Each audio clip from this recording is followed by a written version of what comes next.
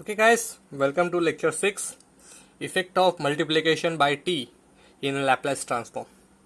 So आज हम सीखेंगे अगर फंक्शन अगर किसी फंक्शन का हमको लैप्लास फाइंड करना आ रहा है, अगर उस फंक्शन के साथ अगर t से मल्टीप्लाई किया गया फंक्शन आ रहा है तो हम उसका लैप्लास कैसे फाइंड करेंगे. कैसे बेसिकली क्या रहता है. सपोज चलो हम इसका स्टेटमेंट ही पढ़ लेते पहले. Let f of t be any function satisfying certain condition such that यहाँ पे कंडीशन यानी कि पहले के दो पीस वाइज कंटिन्यूटी और exponential order. Okay, let f of t be any function satisfying certain condition such that Laplace of f of t is equal to integration 0 to infinity e raised to minus st into f of t into dt is equal to phi of s.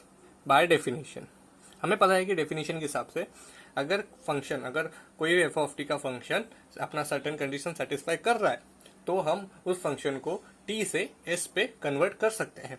ये Laplace transfer का definition था. तो अगर ऐसा कोई function हमको दिया जा रहा है और उसके साथ मल्टीप्लाई बाय टी है तो हमको उसका आंसर कैसे फाइंड करेंगे. तो हम फंक्शन का लैप्लास फाइंड करेंगे और उसका फर्स्ट ऑर्डर डेरिवेटिव फाइंड करेंगे. मतलब सिंपली डेरिवेटिव फाइंड करेंगे और मल्टीप्लाई बाय -1 कर लेंगे. ठीक है, यह था मल्टीप्लाई बाय टी से. अगर सपोज नंबर ऑफ टी बढ़ गए, अगर स्क्वायर हुआ, क्यूब हुआ, फोर्थ रूट हुआ, फिफ्थ रूट हुआ, जो भी अगर वैल्यू बढ़ते जाएगा टी रेस टू एन तक जाएगा तो हम उसका कैसे फाइंड करेंगे.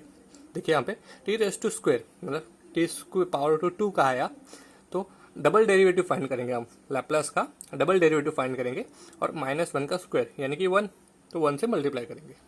सेम क्यूब का आया तो थर्ड ऑर्डर डेरिवेटिव फाइंड करेंगे. ये first order, second order, third order, fourth order, इस तरह से एन तक वैल्यू जाएगा.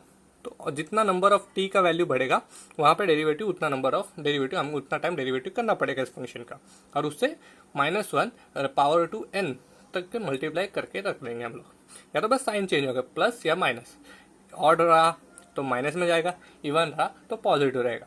ये याद रखिए.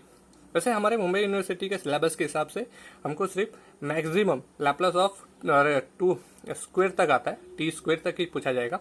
उसके आगे आज तक कभी पेपर में पूछा नहीं गया है. लेकिन गेट या तो कोई कॉम्पिटिटिव एग्जाम के लिए हमको हायर पावर के एग्जाम्पल आ सकते हैं. तो आपको ये भी अच्छे से ध्यान रखना पड़ेगा. अभी के लिए हम बस यहाँ तक ही फोकस करेंगे. Laplace of t square into f of t is equal to -1 square double derivative of Laplace of f of t. चलिए इसके रिलेटेड एक प्रॉब्लम सॉल्व कर लेते हैं. तो पहला क्वेश्चन है, find Laplace of t into cos 4t. जैसे कि हमने अभी देखा कि अगर मल्टीप्लाई बाय टी फंक्शन के साथ आ रहा है तो हमको उसको कैसे सॉल्व करेंगे, डेरिवेटिव फाइंड करना पड़ेगा. तो सिंपली आप चेक कीजिए यहाँ पे टी का पावर कितना है. तो टी का पावर 1 है यानी कि हमको फर्स्ट ऑर्डर डेरिवेटिव मतलब एक ही बार हमको डेरिवेटिव करना है. तो सबसे पहले सॉल्यूशन स्टार्ट करते हैं. तो Laplace of t into f of t is equal to -1 d by d s of Laplace of f of t. ठीक है, ओके. तो यहाँ पे एफ ऑफ टी क्या है, हमारा फंक्शन एफ ऑफ टी क्या है, वो है cos 4t. हम इस चीज़ का लैप्लास फाइंड करेंगे. तो Laplace of cos 4t simply अगर आपको याद रहेगा cos at का फॉर्मूला क्या था हमको, s upon a square plus a square. ध्यान से देख लीजिए. Laplace of cos at is equal to s upon a square plus a square. तो यहाँ पे a का वैल्यू 4 है तो हम उस हिसाब से फॉर्मूला डाल देते हैं, s upon a square plus a square मतलब 14 स्क्वायर. ओके, यह हमारा सॉल्यूशन था लैप्लास फंक्शन. तो हम इस चीज़ को भी effect of multiply by T का फॉर्मूला डाल के करते हैं. इक्वेशन 1 ये हमको मेन इक्वेशन करके ए में डाल देते हैं. सो अभी क्या आएगा हमारा, Laplace of t into cos 4t का आंसर हो जाएगा -1 d by d s of Laplace of f of t. F of t का हमने अभी फाइंड किया, ब्रैकेट में लिखता हूँ, s upon a square plus 4 square 16. ठीक है, अभी हम इस चीज़ को डेरिवेटिव में करते हैं। तो डेरिवेटिव के लिए ये अभी चेक कीजिए आप किस टाइप का फंक्शन है। ये u इंटू वी का रूल है, u अपॉन वी का फंक्शन है। तो डेरिवेटिव u अपॉन वी का फंक्शन क्या था, मतलब derivative of u upon v का v upon d you by d x minus u into d v by d x upon v square. इस चीज़ का हमको डेफिनेशन था हमारा, तो हम उस हिसाब से सॉल्व करते हैं। -1 एज इट इज़ डेरिवेटिव के लिए सबसे पहले v स्क्वेयर प्लस 16, ये u और ये v, तो v into D you by D S, तो 1 आएगा minus u d v by D S, तो 2s और इसका आंसर 0, तो आंसर 2s ही आ जाएगा upon v square square plus 16 square. ये सिंपल आंसर हमारा -1। हम इसका और थोड़ा सॉल्व करते हैं, तो square plus 16 minus 2 square upon square plus 16 whole square. Minus sine में अंदर ले लेता हूँ। अगर आप यहाँ ये चेक करेंगे -2 प्लस 1 मतलब -1 -1 अंदर गया तो plus square minus 16 upon square plus 16 the whole square. ठीक, हमारा ये अगर फाइनल आंसर। इसके आगे भी आप चाहे तो सॉल्व कर सकते हैं, पर कोई ज़रूरत नहीं है। यहाँ पे भी, यहाँ तक भी आपने किया तो आपको फुल मार्क्स मिल जाएंगे। इस टाइप के सम को आपको 6 मार्क के लिए भी पूछा जाता है और 4 मार्क के लिए कभी कभी। ये इजी टर्म है, इसके थोड़ा कॉम्प्लिकेटेड हम आगे सेकेंड प्रॉब्लम में देखते हैं। ओके, चलिए सेकेंड क्वेश्चन देख लेते हैं। Find Laplace of t into cos h 60। यहाँ पे फंक्शन थोड़ा चेंज कर लेते हैं। कॉस h a t का हमको लैप्लास पता है, s upon a square minus a square. तो सेम पिछली बार हमने जैसे किया था उसी तरह से सॉल्व करेंगे। तो लैप्लास ऑफ कॉस h 60, हम f ऑफ t का पहले फाइंड कर लेते हैं। तो हमको क्या था formula, s upon a square minus a square. a का वैल्यू क्या है अभी 6 स्क्वायर, मतलब हम लोग यहाँ पे 6 स्क्वायर लिख लेंगे। तो ये हमारा फर्स्ट इक्वेशन।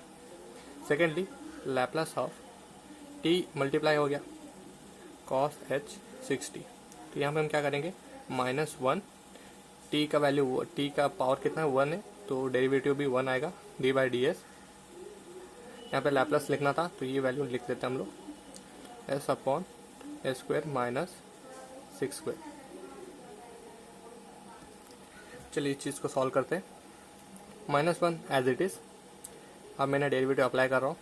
तो एस स्क्वायर माइनस 36, यहाँ पे मैं 36 को रिप्लेस कर लेता हूँ, एस स्क्वायर माइनस 36, ये एज इट इज़। ये वी टर्म, ये यू था हमारा, ये वी था, तो V into D you by D S, तो D S by D S यानी कि 1 माइनस यू एस इंटू, इसको मल्टीप्लाई करेंगे तो हम इसको डेरिवेट निकालेंगे तो 2s अपॉन यहाँ पे S square minus 36 square. Okay, चलिए आगे चलते हैं। -1 एज इट इज़ रखते अभी भी। मैं इस चीज़ को सॉल्व कर रहा हूँ। एस स्क्वायर माइनस 36 मैंने 1 से मल्टीप्लाई कर दिया, minus 2 s square upon s square minus 36 the whole square. ये चीज़ देख सकते हैं आप लोग, -1 यहाँ पे, तो मैंने माइनस साइन अंदर लिया, तो आंसर वैसे ही आ रहा है लास्ट के हिसाब से, लास्ट वन के हिसाब से। -2 प्लस 1 -1 माइनस माइनस प्लस, तो ए स्क्वायर, तो plus 36 upon a square minus 36 the whole square bracket. ये हमारा फाइनल आंसर। तो Laplace of t into cos h 60। Okay, आप एक चीज़ देख लीजिए, मैं अभी पिछले 2 वीडियो में डेरिवेटिव बता रहा हूँ। D by d x of u upon v is equal to v into D you by dx minus u into dv by dx upon v square. ये फॉर्मूला, ये जो डेरिवेटिव का फॉर्मूला हमने यहाँ पे अप्लाई किया है, ये याद रखिएगा। और d by dx of u into v is equal to du by dA plus dv by dx।